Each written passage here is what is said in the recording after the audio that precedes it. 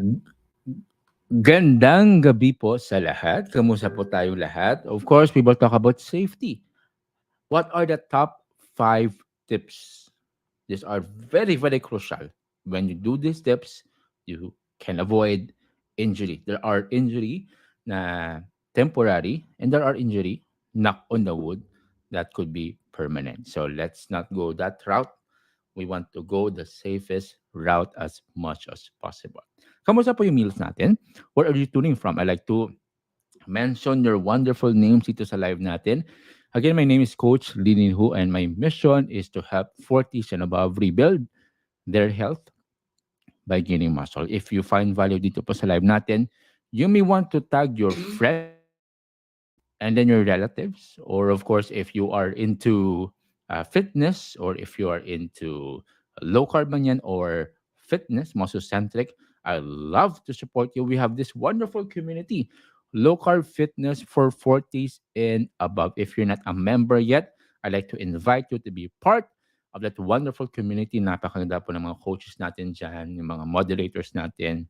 They are very supportive, at saka yung mga members, they are very active, sharing their workouts at saka their fitness, no? Fitness na mga routine. And of course, if you don't have the ebook yet, I'd like to invite you.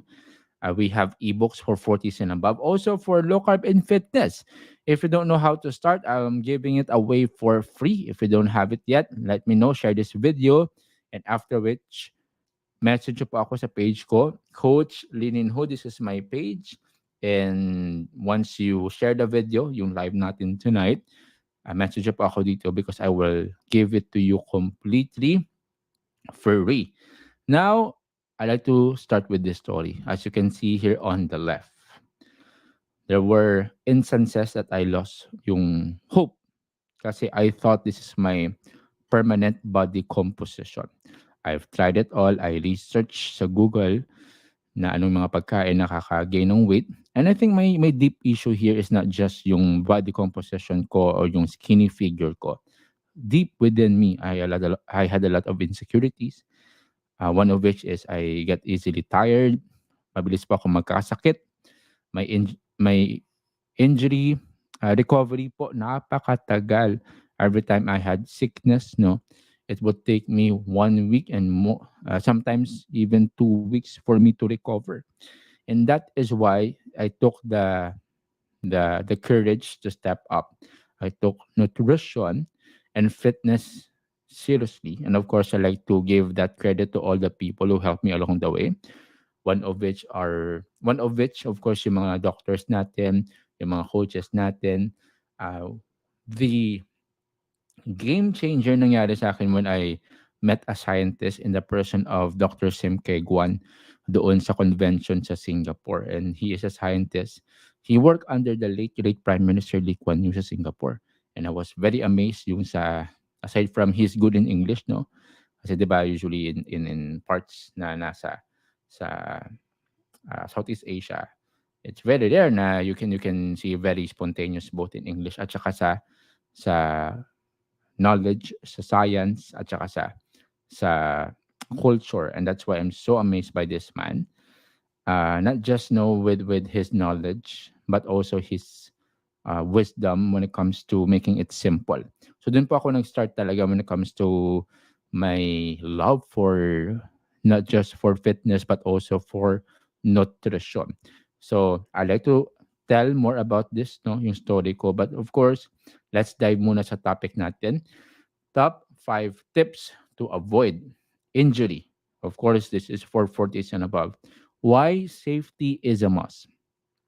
Safety, I'd say, and I say this all the time, it's the most important aspect po sa workout natin. If you work out at saka kapag ma-injure ka, minsan kasi yung risk it's a bit different, especially if 40s and above ka na. Some of you cannot take the risk if you look at the consequences. Meron kayong responsibilities both at work, at home, and you cannot afford to miss a day or two. So that's why we have to make calculated risks.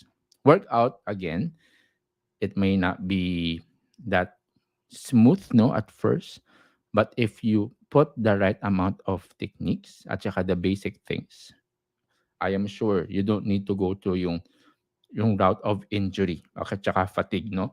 Now, you have to understand as well, excuse me, that the recovery rate of adults, no, at saka yung mga teenagers, iba.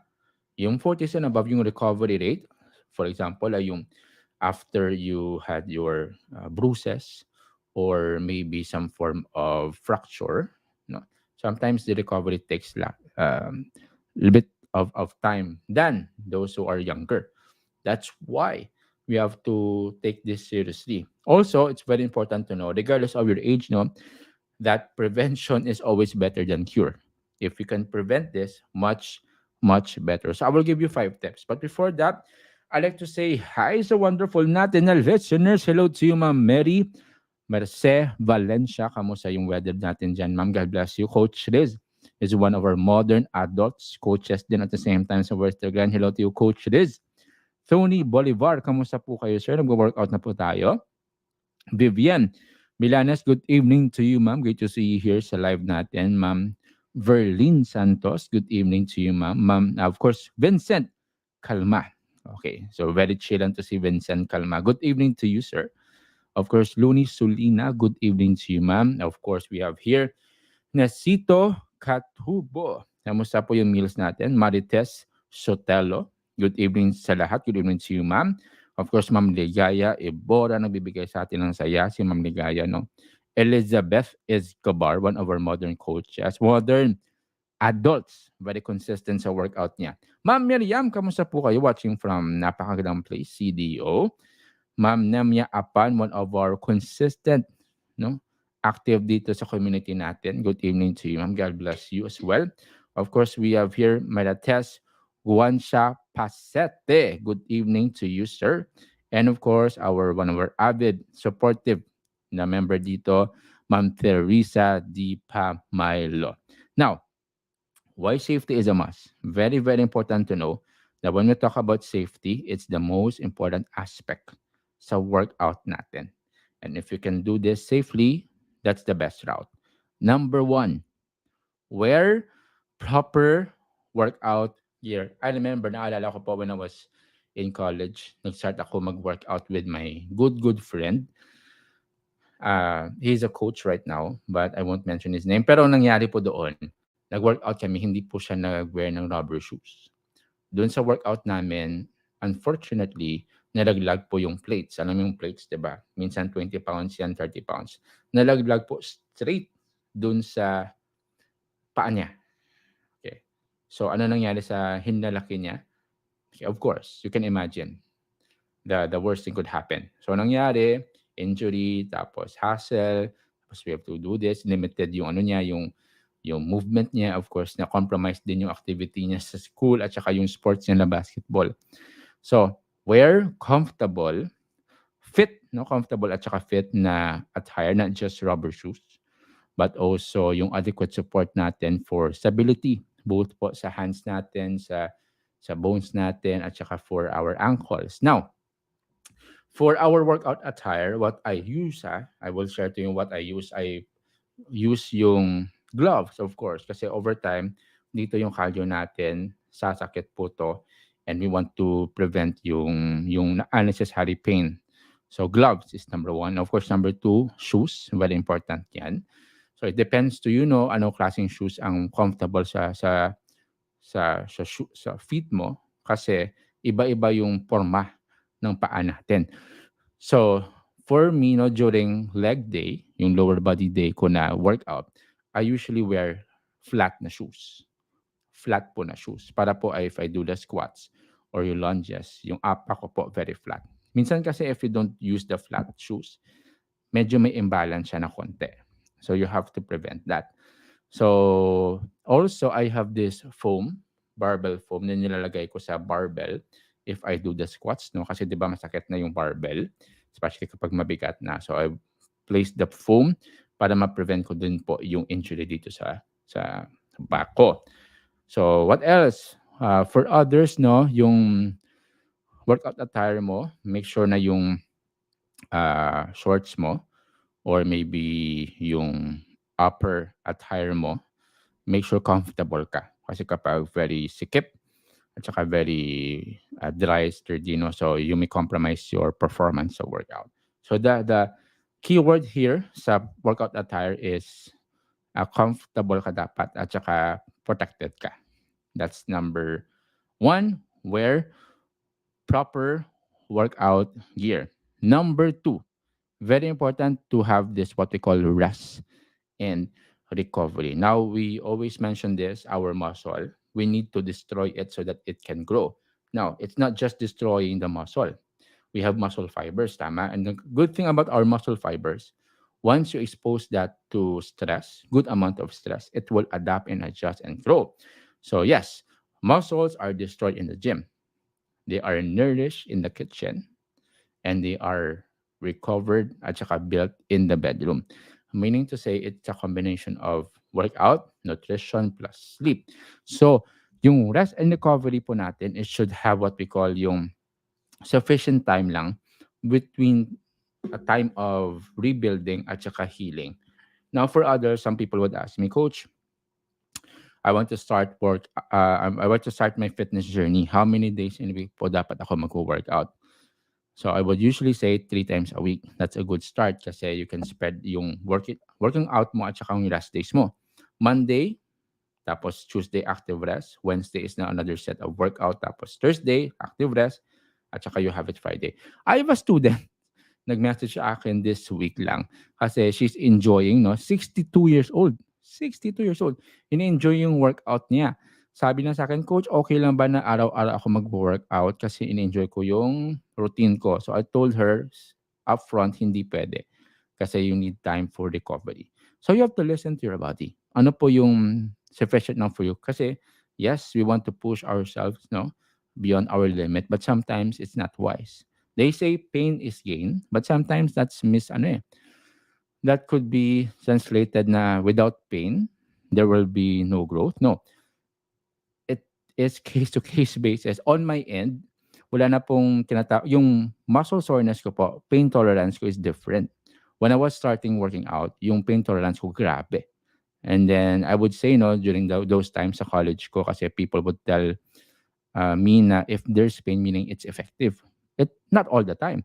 Kasi it could mean mali po yung form nyo or execution nyo. So don't run after the pain. You have to prioritize yung right form at saka execution because it will follow. Kasi sabi ko na nga, ngayon, sa napakaraming taon na po ako nag-workout, yung pain po, muscle soreness, hindi na po ganun ka sakit compare nung I was starting sa workout ko. So, case to case, but again, always strive for the correct form at saka execution. Rest and recovery, you must have yung routine lang at saka pattern. Okay, when will you work out? When will you have active rest? By the way, we call it active rest because it doesn't mean na walang workout. You just sleep on the couch tapos you do nothing. No po. Actually, if you do nothing, you just sleep at saka passive yung movement mo, it won't help you with recovery. We need some form of movement. So for my students, I usually require them to have what we call dynamic stretching or some form of walking, no, on their active rest days. So walking at least 10 minutes after their meals. So you may want to do that one as well. Very, very effective. Number two, that's rest and recover. Number three is gradually increase intensity. Gradual, that's the keyword. Sometimes we want to do the workout, yung progression natin, uh, more than our capacity. It's too quick. And this one, of course, you're putting yourself at the risk of injury. We want to avoid it. So dito sa pag-increase natin ng intensity, I would usually give this advice to my students. No, we have this pattern kasi sa Worth the Grind na meron pong template na fina-follow. So usually we start with the very low, lightest lang po na dumbbells. Tapos we go along as we increase as we go along. Ako po as coach will know if yung student is able na to increase maybe from 3 pounds to 5 pounds to 8 pounds to 10 pounds or 15 pounds. Kasi gradual po siya. Okay? Very, very important, yes, to listen to your body. Yes, but also you don't do it to may ano kasi, may there's this boundary, thin line between too heavy at saka too light. You don't want to do your workout too light and you don't want to do it too hard then. Nasa gitna lang po tayo. There is what we call healthy stress lang. You are challenging yourself up to the point na mag-grow po siya at saka maging strong. But not to the point naman na ma-compromise yung health mo at saka it will lead to injury at saka fatigue. So we want to avoid that. So gradual increase of intensity lang po. So if you have a notebook with you or maybe Sheet, Google Docs man yan, record nyo po, template. So kunwari sa bench press nyo, ah, first week nyo sa bench press, maybe 3 pounds lang siya, dalawang 3 pounds. Tapos 10 reps siya, tapos 3 sets. So that's your first week. On the second week, maybe you may want to go from the same thing, 3 pounds siya, tapos from 10 reps, naging 12 reps na siya. From 10 reps, naging 12 reps na siya. So 3 sets pa rin. So slowly progress lang. So that's the key. It's scientific and at the same time, it's safe. Okay, number 4, I like this one. Warm up. Warm up. Again, yung warm up po is increase your core temperature, flexibility at saka range of motion. Kasi this one is preparing your body. You're sending signal to your veins at saka sa system mo that you're about to lift weights. Kasi ang mangyayari kapag nagulpi po siya, na ano ba na sudden na pag-lift ng weights, hindi mo pa siya na-inform. Ano pa mangyayari? Kahit tayo, 'di ba? Isha-shock mo yung katabi mo, hindi ka nag-give ng warning, okay? Magagalit po sa yung katabi mo. You have to slowly, no, adjust mo na yung core temperature mo. Core temperature, again, it's blood flow. So more blood flow, nag-increase po yung core temperature natin. And we need that kasi if mataas yung core temperature natin, napaprime po yung katawan natin to be active, to be energetic. Di ba? Anong nangyayari kasi? Take a look example, a classic example. After you wake up, after you wake up, core temperature po natin very low. Very least po na gusto natin gawin is magbuhat. Tama? Mag-workout. Kasi yung body natin, again, yung core temperature niya mababa pa. That's why if you're working out in the morning, what will you do? You go for stretching muna. Dynamic stretching. Okay? Dynamic. Again, I talked about this last time, no? The difference between dynamic at saka static. Yung dynamic kasi yung gumagalaw ka talaga. Okay? Gumagalaw. Tama? That's dynamic. So, the other one is static. Static is more on walang movement na po. More on stretching na siya. So, yung dynamic is yung perfect na kind of warm up for before the workout. Yung static naman, okay, is perfect naman after the workout. So, you have to choose the right kind of warm up. Now, for the warm up, usually it would take around 8 minutes to 15 for some people. So 8 to 15 minutes, that's a good timeline na for your warm up. Now, others gusto nila yung warm up nila walking o tsaka jogging. Okay lang din. Pero there could be some what we call compromises. Kasi 'di ba yung goal natin is to have yung energy natin na quality yung lifting natin ng dumbbells. Now, if you go for a run, tapos exhausted ka na, tapos nag-workout ka na, baka ma-compromise yung strength at saka energy mo during lifting weights. So, for others, you may want to ano lang, to move your running or walking on different days, or maybe you may want to place that after your workout. Kasi again, if you do that before workout, exhausted ka na po, yung fuel mo mababa, and then it could compromise your workout energy. Okay, that's number 4. And last but not the least, of course, is get a guidance from a professional. Now, if you are new at saka hindi ka po sure on how to do the proper techniques, it would be best, it would be wise to consider hiring a professional trainer. Kasi of course, this will make your life easier at saka simpler. Let's be honest, no? Sometimes when we talk about our health, sometimes we are hesitant to to invest sa health natin. But when we talk about things outside of us, yung gadgets, I'm not condemning it. No, it's okay. I have gadgets as well. I believe gadgets can make our life simple. It's a tool so that we can accomplish our work, our task. No, it's a great tool to simplify our life. But sometimes we invest too much on the things, no, outside of us, that we neglect to invest in the things inside of us. So I'm talking about your health. So don't hesitate when we talk about our health. Kasi yung money you can pwede na po yan mabawi.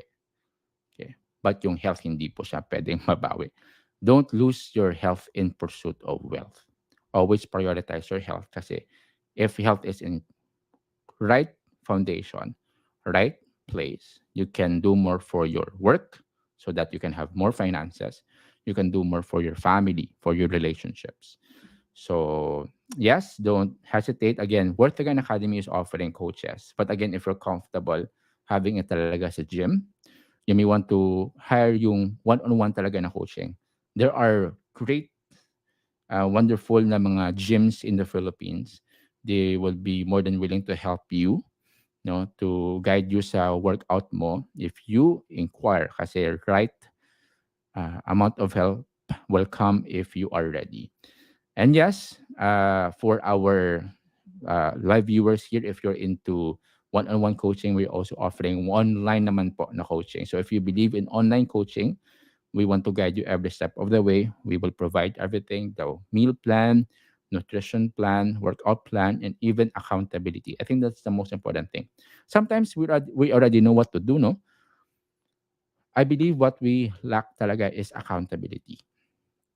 Accountability. Someone who can push you, someone who can motivate you. Kasi even coaches, ha, there are days po, ha, sa life ko as a coach, there are days na nawalan ako ng gana mag-workout at saka mag-coach din. That's why I need to be surrounded with the right kind of people. That's why I talk with other coaches. I get a mentor as well. I listen to podcasts kasi I forget and sometimes I lose motivation. So that's I think the real purpose of having a coach now. And again, if you are in need of subscription or maybe support, in the caption, meron po tayong program dyan. That's our website, worththegainacademy.com. So we are offering subscription for the first 100 students lang po. After the first 100, mag-iiba na po yung dynamic, mag-iiba na po yung pricing niya. So if you want to get your slot, we are still opening our academy, Worth Again Academy. Click the link in the comment section in the description box, no? Kasi that's where you can have your access. Hello sa mga live natin na mga wonderful listeners, no? Kamusta pong lahat? Kamusta po yung workout natin? Ma'am Carolina is one of my amazing students. Very consistent.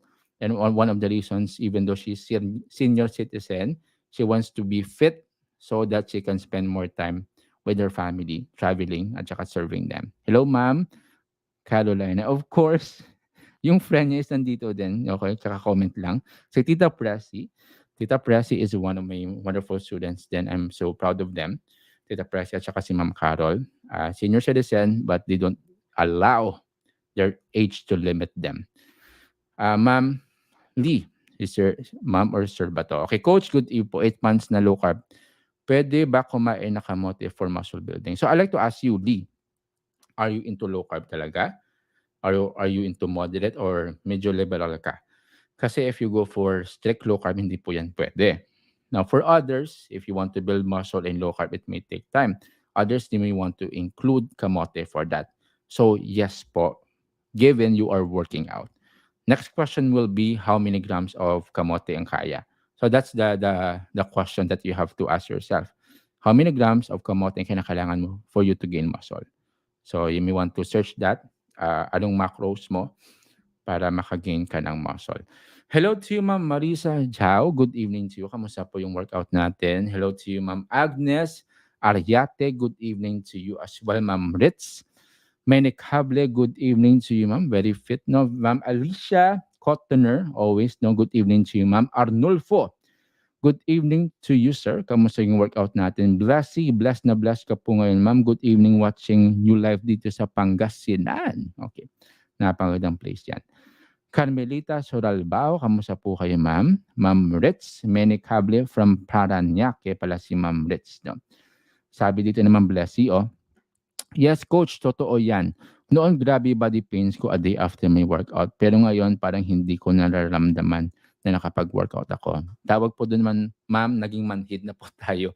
Kasi the more you expose yourself sa stress, that kind of stress that we get from workout, the more your body will adjust and at saka adapt. Napakaganda, no?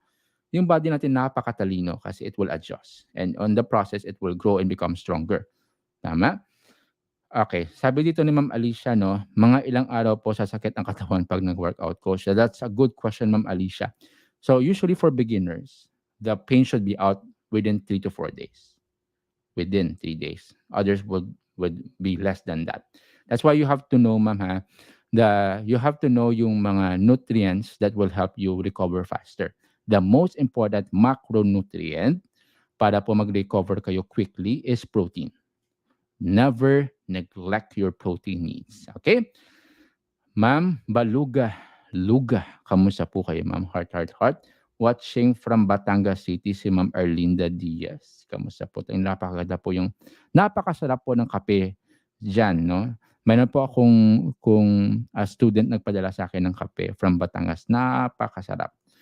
Okay, sana all na lang talaga. Ma'am Pia, buena, good evening to you, ma'am. Kamusta pong workout natin?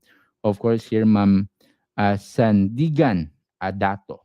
Coach Lynn. Yes, hello to you, ma'am. Happy to serve. Now, there you have it. Again, these tips are very, very important because we prioritize safety. Safety is the most important aspect in our workout. Again, this workout that we're having, it's always wise to ask for advice. So that's why we have this live. And for others, if you can go for coaching, it would be a wise choice. Now again, we are giving again support to you so that we can do it in the right way. Again, I started with my fitness journey, walang wala po talaga ako. So I understand, but it should not hinder you from achieving your fitness at saka health goals. We have wonderful coaches who are giving valuable content for free. We have wonderful groups, no, local fitness for 40s and above, so that you are guided as well. And I like to motivate you na even though you may feel na for others, no, 40s and above, you may feel na risking your workout. Actually, mas risky if you don't work out. Kasi we're talking about metabolic diseases, we're talking about the consequence of being passive, the consequence of having what they call muscle loss, the consequences of not having enough support from your muscles. So it's riskier not to work out. Okay. Again, there's a way on how to work out in a safe way. And that's the topic for tonight. So if you miss sa points natin, you may want to review yun sa ano natin, yun sa tips natin so that we can be equipped, informed dun sa safe way to work out. Hello to you, F. France Indaya, watching from Indonesia. Good evening to you. Kamusta? Napakagandang place po yan. But of course, no, I like to say hi sa mga wonderful natin, hardworking OFWs sa man palok ng mundo. Salute po sa lahat po sa inyo. Again, happy lifting. God bless you and enjoy the rest of the evening. Bye-bye.